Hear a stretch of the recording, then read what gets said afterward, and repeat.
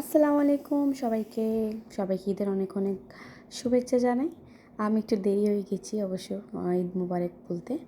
আসলে আমি কি বলবো আর ভিডিওগুলো আমি অনেক ভিডিও বানিয়েছি অবশ্য, বাট ওগুলো না আপলোড করার মতো সময় পাইনি।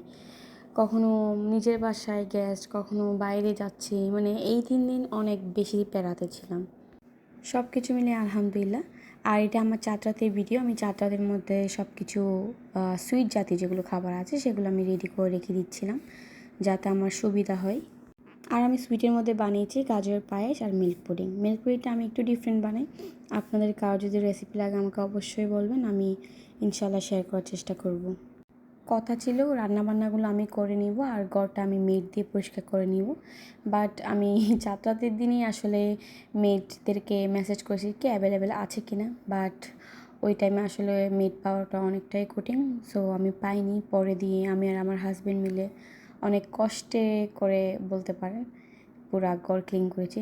আমার ঘরটা আসলে একটু বড়, আমি বিল্লাতে থাকি, সো একটু কষ্ট হয়ে যায়। ফ্ল্যাট হলে একটু ইজি থাকে। আমি আগে যখন ফ্ল্যাটে ছিলাম কখনোই আমার মেড ডাকতে হয়নি, বাট যখন থেকে এই ভিলাতে এসেছি মাঝে মধ্যে মেডকে ডাকতে হয়। আর আমি যে চিকেনটা রান্না করছি এটা আমি একটু ক্রিমিভাবে রান্না করেছি, কিন্তু ওটা সুইট ছিল না, স্পাইসও ছিল না, সুইটও ছিল না, মিডলের মধ্যে। আর এটা আমি পরোটা দিয়ে খাওয়ার জন্য করছি। আমার না বেশিরভাগ মেহমান থাকে লাঞ্চ আর ডিনারে, নাস্তার মেহমান অনেকই কম থাকে। সো আমি চেষ্টা করি যে আমি লাঞ্চ আর ডিনারটার জন্য প্রিপেয়ার করি ভালো করে। আর যেহেতু মানুষ বেশি আসবে ঈদের মধ্যে, তো অনেক বেশি খাবার সার্ভ করা হয় না, আমি অনলি লাঞ্চের জন্য এই 2টা খাবার।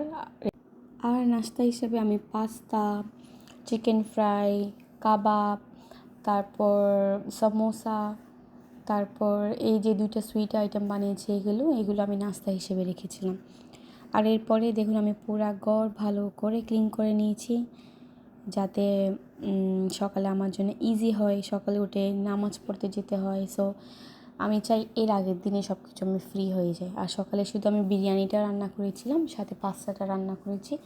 আর আমার যা যা ছিল আমি সব কিছু রাতের 12টা থেকে অবশ্যই শুরু করেছি, 12টা থেকে শুরু করে 3টার ভিতর সব কিছু রান্না করে ফ্রি হয়ে গিয়েছি।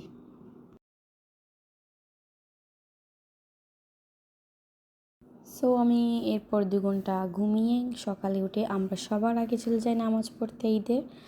আর ঈদের নামাজে না এখানে একটা আলাদা ফিল আসে, কারণ বাংলাদেশে যেটা হয় ওখানে ঈদটা আলাদা, ওটার সাথে এটা কম্পেয়ার করা যাবে না। বাট এইখানে যখন ঈদে সবার আগে নামাজটা পড়ি তখনই মনে হয় ঈদ ঈদ, আদারওয়াইজ কেন জানি ঈদটা ফিল হয় না।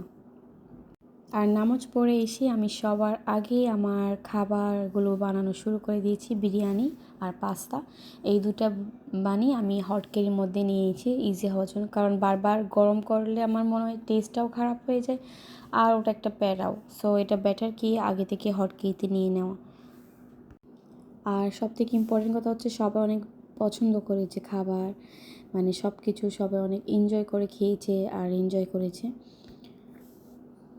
এইবারে ঈদ নিয়ে একটু প্যারা ছিলাম যে কেমন হয়, কারণ আপনারা হয়তো সবাই জানেন যে এই ঈদের মধ্যে অনেক রকমের প্রবলেম চলতেছে। বাট আলহামদুলিল্লাহ ঈদ একদমই পারফেক্ট ছিল, যেরকম থিঙ্ক করেছি ওই রকমই ছিল। আর এসব সম্ভব আমাদের গভর্নমেন্টের কারণে। এখানকার গভর্নমেন্ট আমাদেরকে অনেক বেশি সেফটি ফিল করাচ্ছে। যাক, সব কিছু মিলে আলহামদুলিল্লাহ, আমাদের জন্য দোয়া করবেন। আজকের ভিডিও এতটুকুই। আর আমি নেক্সট আমার সেকেন্ড ডে কেমন ছিল আপনাদের সাথে অবশ্যই শেয়ার করব। সো আল্লাহ হাফেজ।